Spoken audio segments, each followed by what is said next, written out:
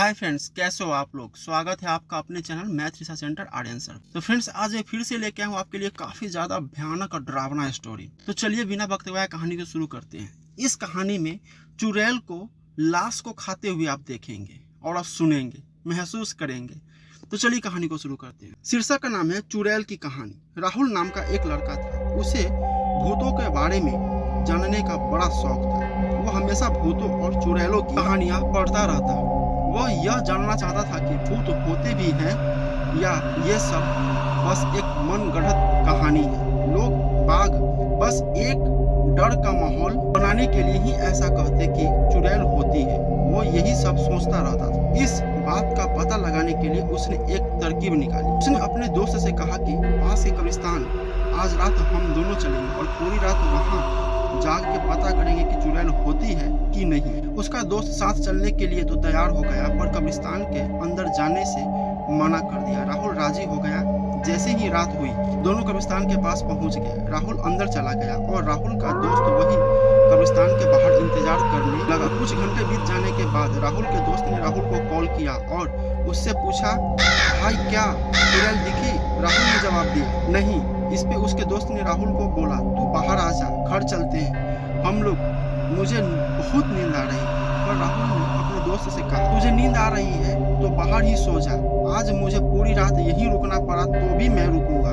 मुझे आज पता करना ही है कि चुड़ैल होती है कि नहीं, और जैसे ही मुझे चुड़ैल दिखाई देगी मैं भाग के तेरे पास आ जाऊंगा। इसके बाद राहुल का दोस्त कब्रिस्तान के बाहर ही सो गया और राहुल अंदर चुड़ैल का इंतजार करने लगा। काफी समय चुड़ैल का इंतजार करने के बाद राहुल को नींद आने लगी और राहुल वहीं सो गया। अभी राहुल की नींद लगी ही थी कि उसे वहां पे फावड़े से जमीन खोदने की आवाज आने लगी। राहुल ने बैठ गया और उसने देखा कि एक सफेद साड़ी पहनी हुई औरत फावड़े से कब्र खोद रही है। राहुल ध्यान से देखने लगा कि आखिरकार ये औरत कब्र क्यों खोद रही है। थोड़ी देर में उस औरत ने कब्र से एक लाश को बाहर निकाला और जंगली जानवरों की तरह आवाज करके उस लाश को नोच नोच के खाने लगी। इतना भयानक नजारा देख के राहुल के हाथ पैर कांपने लगे। डर से पसीना पसीना हुआ राहुल चुपचाप छाती में छुपा गया और हनुमान चालीसा पढ़ता रहा। वो भगवान से बस यही मना रहा था, हे भगवान आज बचा लो, आज के बाद कभी भी कब्रिस्तान में नहीं आऊंगा। काफी देर तक चुड़ैल ने उस मुर्दे को खाया और फिर बचे हुए आधे मुर्दे के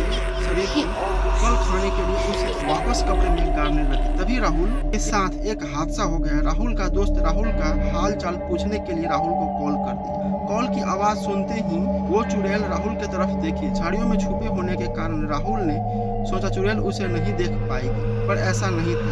पलक झपकाते ही वो चुड़ैल राहुल के सामने खड़ी हो गई। चुड़ैल को अपने नजदीक देखकर राहुल का सिर ठंडा पड़ गया और वो वहीं पे जम गया। चुड़ैल आराम से राहुल का हाथ पकड़ कर अपने साथ उसे ले जाने लगी। राहुल बिना किसी विरोध के उसके साथ जाने लगा। चुड़ैल आधी खाई हुई लाश कब्र के पास पहुंची और उस मुर्दे की लाश को बाहर फेंक दिया और राहुल को उस कब्र में दफन करने के लिए राहुल को कब्र के अंदर सुलाने लगी। तभी वापस से राहुल का कॉल आया। मोबाइल की रिंगटोन सुन के राहुल को होश आया और वो चिल्लाते हुए वहां से भागने लगा।